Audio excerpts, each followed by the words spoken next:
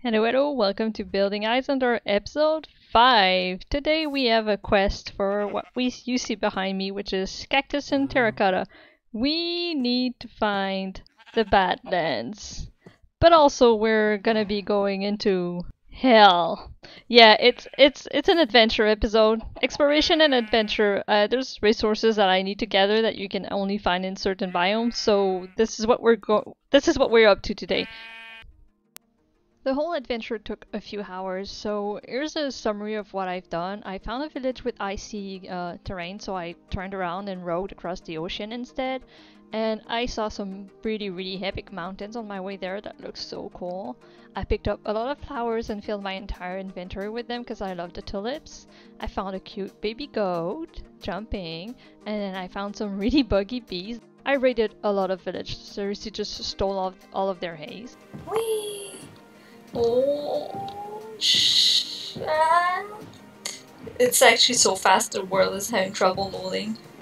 And after that, like icy road fun, I found a lush cave, so I stole what I could from it, found some more cool terrain that I wanted to show you, and then I decided to head home because my inventory was full, and I actually kind of reversed the positive and negative on my coordinates, which means that I walked all the way to being 5,000 blocks away from home. So I rated what was there and turned around, decided to try again in a completely different direction, went Isandor's way and finally found the mesa. Here it is in all of its beauty. It's not that far away if you leave in the right direction. So now that I was there, I grabbed the cactus and I grabbed the terracotta, a lot of it, and then I grabbed all the red sand that I could. Okay, we're back in here and I want to do a little something fun for posterity. I picked up a lot of cartography tables on the way as well as some empty maps, and I wanna map the area. Just go out there and make a little map of where we are and what it looks like right now. Now that we have like a single path, but no real buildings or anything. Even though most of the base is going to be underground, I think it would be fun to have some kind of surface map. So let's just hit that. Oh, that's a big map. I didn't think it would be. Okay, no, it's not that big. So you can see that on it, the little path up there is where we are. I'm just walking it. Alright, that's cool, that's nice. And it goes here. So if we wanted a map of the village, it would be there. Oh, that's a little sad. That means probably part of the red ship is going to be on another map. So what I'm going to do is actually go off map here. And then just set map 0 aside. Take one of the empty ones.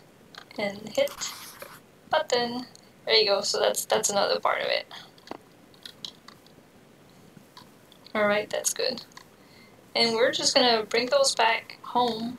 I don't really have a wall for this, but since this is kind of like very early base and everything's gonna move anyway, we're just gonna plug them here. And before I do anything, I do want to. Oh yeah, I thought I had some. I think you can lock the maps, and since this is like I want this to be the. We just started map. We're gonna make some glass panes. I've never actually done this before, so let's just. Wait. Can I not? Okay, it needs to be up there. And then glass pane. And yeah, see, it's marked as locked. And then glass pane. This one's gonna be locked.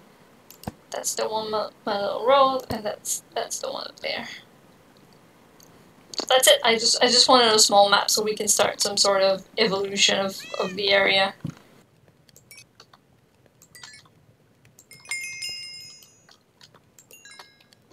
Ooh, ooh. Let's do it. Oh, come on, man. See those 3 torches down below there? So I mentioned base building, right? And base building when you're in cave is part of it is just making sure that there's a good flow of where you go and that you can reach your areas quickly and that things feel coherent, I guess, despite the fact that it's kind of a mess of paths. So these 3 torches right there, we can access them here.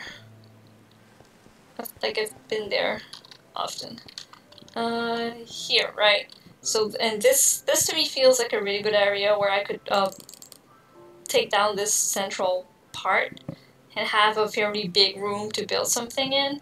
And more importantly, maybe, is that I found out that this part here, right? It's good. That's what I mean when I say you need to build it, so it's not just like a corridor that I'm searching for. Right, that's it. So this here is where I came down when I came mining for the first time. And this goes all the way down. I don't know if you remember the like cool camera swoop that just came down. So this can help me get all the way to the bottom of my base, at least in the beginning. I know eventually I want to make like elevators and other cool stuff to go up and down and things like that. So I'm starting to think about ways to basically connect different parts of my base together. And just unbreaking, nice. Alright guys, we are back, and I've done a fair bit of work laying out the pathways for the base and just deciding where the general areas will go. So we're gonna go over that.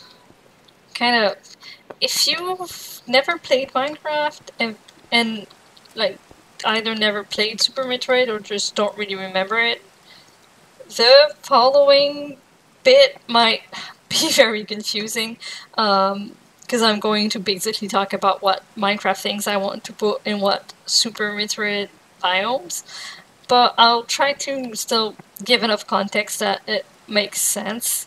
So the first part I've mentioned quite a bit already is the wrecked ship, which is the spaceship that crashed, and it's going to be like on the right here, and that's going to be my iron farm, because iron farm, which is one of the first one that I want to do, because we're going to need iron for everything, and also the villager trading hall. And the idea is that I'm going to have like bits of the spaceship serve as a construction base for other parts like of the trading halls. So all the villagers will be outside, because the idea is that the ship crashed and then they kind of made themselves little farms here and are still kind of living on the surface, but they have explored part of the caves and, you know, built in it, which, you know, Super Metroid doesn't have a lot of deep lore, but it's kind of implied that's what the Chozo did after they crashed their spaceship. I think. My memories might just be bad. So the first section is criteria, and like criteria is both the surface, so between the wrecked ship and here, and also the early caves. I've talked about this one before, it's a lot of kind of purplish gray, sometimes a little bit of grass. I've put like roots for it. For me, criteria is going to be a lot of mini farms. There's a few things in Minecraft. There's quite a few of them that you can farm with 1-block farms, like the glow lichens that you can find on the walls. I don't know if I actually have any. Yeah, this stuff. Oh yeah, of course I did not. This can be farmed in a 1x1 farm, so that's something we could put in these farms. A lot of that. Mud farm, so I can have like a lot more of these blocks also in here. Stuff like that. I want to, just to be clear, I've planned this kind of extensively, like way too much. I'm gonna put on the screen right now the screenshot of the Notion page I have with the farms and the biomes and just a first draft of the blocks that I want to use to build them. I spent way too long thinking about this instead of like starting it, so now we're doing it. Cactus farm definitely is not meant to stay here. I just wanted it going. A lot of actually this, like the enchanting, is not meant to be in criteria. It's just, you know, I had to get something going. So criteria is going to be a lot of darker grays and mud and stuff for the what I call the upper criteria, the caves that are closer to the surface. And then we'll go down here, and I'll have something nice. All of this is going to be like nice paths and terraformed and stuff. And this is a cave I mentioned I would be opening up. So there was a pillar here that I've completely destroyed now. This is probably going to be the start of what I think of as lower criteria. And there's parts in the game, there's like a long corridor that slowly goes down. And the first time you go to the next biome, which is Brinstar, that's what you take. And it has more greenery than the rest of the caves. And I'm thinking of trying to echo that here and use Nylum. It's the kind of teal nether things, so this will have a kind of blue-green-ish color scheme to it instead of the purple, and it will help transition to Brinstar. And Brinstar is going to be down here. I don't know what I'm going to put there. Probably the mud farm. Honestly, the mud farm needs a lot of space, so I might open that up further and put that here. And Brinstar is basically the lush cavern area of Zebes. It's a lot of green, it's a lot of plants, so I'm gonna be using moss, a lot of moss, a lot of green blocks, probably one of the rare places where I'm gonna have wood, like more wood than usual, maybe even some acacia. And also Brinstar has this pink room. If you've played the game, you probably remember the pink room because it's very visually different from the others. So I want to do one of those. And this cave is kind of a mess, so my goal is probably to section it off. So this, I would cut that off, and that's where I'm thinking of putting a pink theme room to echo the Brinstar one. And then I've sketched out some plateaus here and there, and instead of having like full room, I would have something that kind of goes out and then has glass so you can see the rest of the like lush cavern around you. It's kind of funny that I'm gonna transform a dripstone cave into a lush one, but whatever. And I've chosen these spots because there was already a natural little passage here, and I do want to use the caves that exist as much as possible. And then if I kind of run out of rooms, because Brinstar is gonna have a lot of farms for green stuff. So sugarcane farm is here, musk farm is here. A lot of the green ones are gonna be in Brinstar, and there's like more right over here. It's kind of half hidden behind that corridor. It's like it's not even properly lit here, but that opens up. There's something down there, so I could also destroy this if I needed another big room. We're gonna go back up. So this is kind of the extra space that I have if I want to do Brinstar. So yes, this one's gonna be the green section of the caverns, and then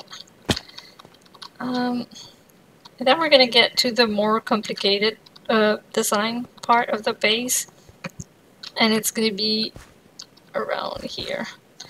So from here, first of all, I'm probably gonna have to partly close that off somehow. I'm not sure yet, because I want us to go into Meridia, and Meridia is the water. It's the water biome, and I would like to flood this ravine completely, and there's a lot of it, right? And just like open it up a little, but also maybe close off some of the, like the ceiling is way too high. Close off part of the ceiling, but still retain that like massive ravine feel to it, and flood it completely. And I'm not too sure about what else I want to do with Meridia, like where the rooms are gonna be. I know I want, somewhere in the plan it's written Riptide Base, I want the place that's not flooded with water, but that has like little ponds that you can use your trident and riptide to just zip from space A to space B. Otherwise, it's going to be my occasion to play with the, what's it called? The underwater beacon thing. It gives you night vision and respiration and a bunch of other things to make your life underwater easier.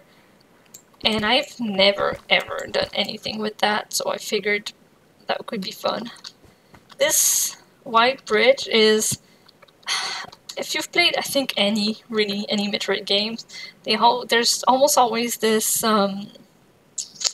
glass tunnel passage, and in Super Metroid it's in smack in the middle of Meridia. You actually cross into Meridia, and I kind of like that I have two sections, because if I recall correctly, there's two of them, from Brinstar to Meridia, and then from Meridia to Norfair, which is not quite what we're doing here, but I want to make a glass circle here and have the water all around, basically. And then, yeah, this goes down far. And then I want Torian to be here. Torian in the game is basically the last biome. It's where you go to the final boss. For me, it's just going to be the storage area, really. There's, like, when you go kill the Mother Brain at the end of Super Metroid, there's this long corridor that has a repeated pattern, and she's at the end of that. And really, I just thought that would be a perfect space for storage, and I've placed it here because it's close. It's going to be, like, pretty close from Brinstar, which is just up there, in Meridia, which is going to be, like, this ravine and connected areas, and right above Norfair, and we're about to go down to Norfair, which is the last one. But Meridia has kelp farm. I think I wanted to put the enchanting table in it and have just basically a room with waterfalls around it, and waterfalls and greenery. I want an area with corals. I want the, like, sea cucumber, what's it called? That thing. I think that's sea cucumber. Anyway, Meridia, water stuff, but probably not that many of them. It's more for the looks and the cools. I had this path down, and this is probably going to change, but for now this is how we go down. Here, and here, because Norfair, the last of them, is the volcanic area, really. It's full of fire and lava, and it's gonna have black stones. That sort of vibe. I don't think I need to explicit, just, you know, lava and darkness. But there's also part of Norfair that there's this, I'm not sure what it's supposed to represent, because, you know, Super Nintendo graphics, but there are these green circles. They're like bubbles. There are rooms that have that as walls. It looks weird and alien, and I thought we could be using the skulk, which is dark green teal-ish, for at least one room to have that vibe.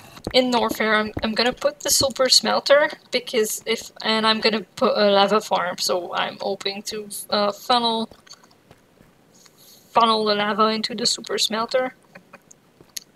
See, I just want to show you something, just in case you're a little confused about, because I've been around. See, that's the bridge. So that would be Meridia up there. And I might have, like, I might close this off, but also have the occasional, like, waterfall, kind of like this, that falls through. And that would also let me go through really quickly. So that means also that my storage system is kind of up there, so it's not too far away, and I can kind of easily dig something into the wall and have a pathway there. So super smelter here, definitely lava farm here. I might make the cobblestone generator here too. That might also be upstairs in Criteria. So I brought the nether blocks with me. I brought the obsidian to make it. I've not really decided exactly where in here it should go.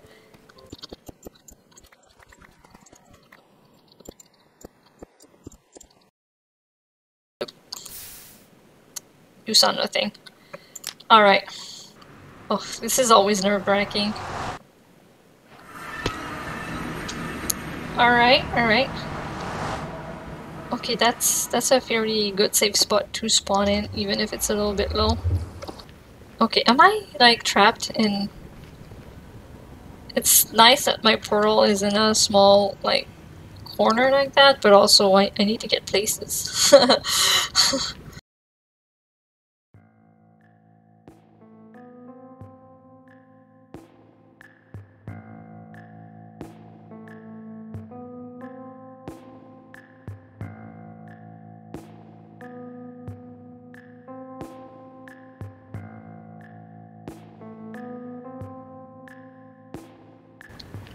And I think the easiest is just going to keep going the same direction I was going.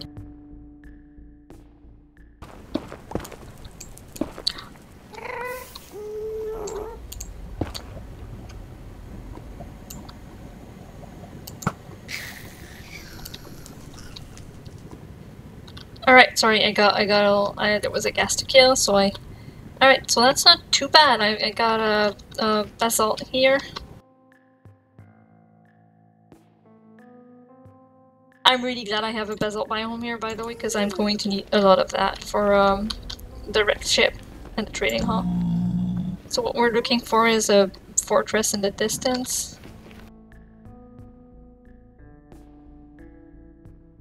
I don't see I think I see trees over there, so that's good. That's one of the biomes we do want to find, even though I can't really take all I need from it right now. Yes, there's a fortress just there. Okay, it's across the basalt, which is one of the worst biomes ever, but we will deal. We will deal. So in case you're wondering, I am the type of Minecraft player that is overly safe when I'm in the Nether. I will like fill in every lava pool, make railings on my bridges, stuff like that. And you can't really tell from the footage, but I got really stressed out from being there because that was my first visit and I don't have fire resistance. So I got really quiet, which is why so much of it is going to be sped up. Oh, there's the fortress come. Oh, that's both very cool, but also it means the like fortress mobs might spawn left and right, which makes them harder to block off and control. And with the wither skeletons, you won't control on whether or not it can access you.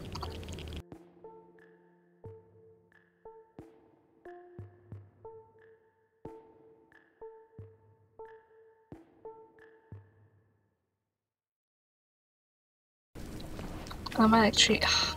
Now I'm doing the thing where I'm stressed, so I don't like make a break for it, but in this case, it might be for the best. Oh, I heard blazes. I think I might have a blaze spawner like right there. That's really good. Except for the part where they're like spawning in my face right now, but...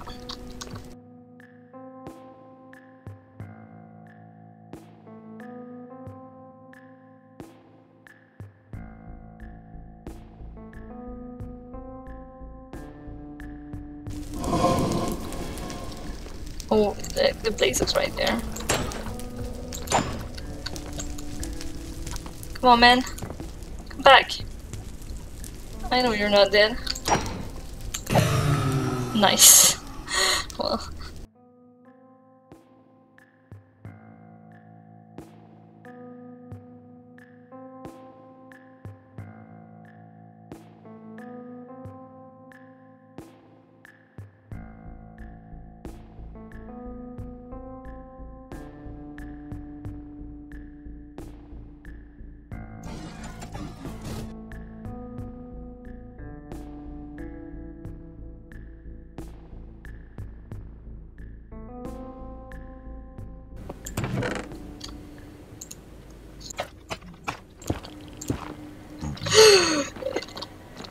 It got through. Yeah, this is it. This is what I've been looking for.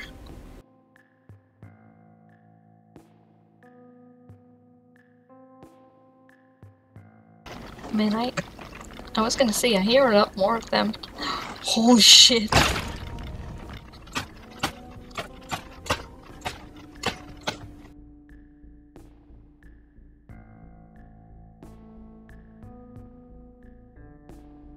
I'm never gonna have... Oh my god. How is there so many of them here? Like, cool for the spontaneous farm, I guess, but also I would like to be able to pick my netherrack. my nether wart in peace.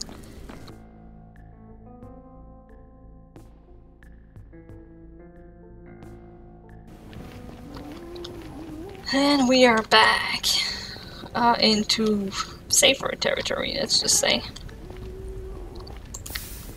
That's good, that's good. We had a successful nether raid for now. I will remember that there's one of the two forests over there.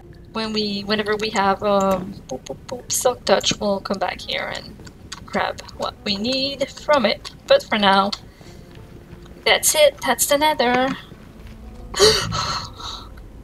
You little asshole. I was just thinking about how much mobs could just push me off this.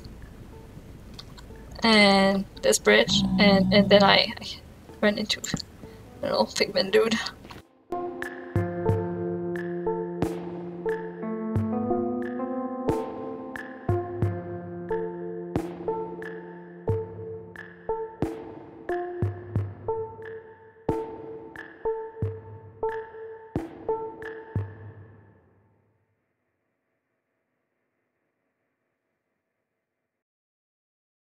Thank you for coming to the Nether with me. That was stressful as always. I'm looking forward to having Silk Touch so I can bring back all the cool Nether Forest things. You haven't seen those yet?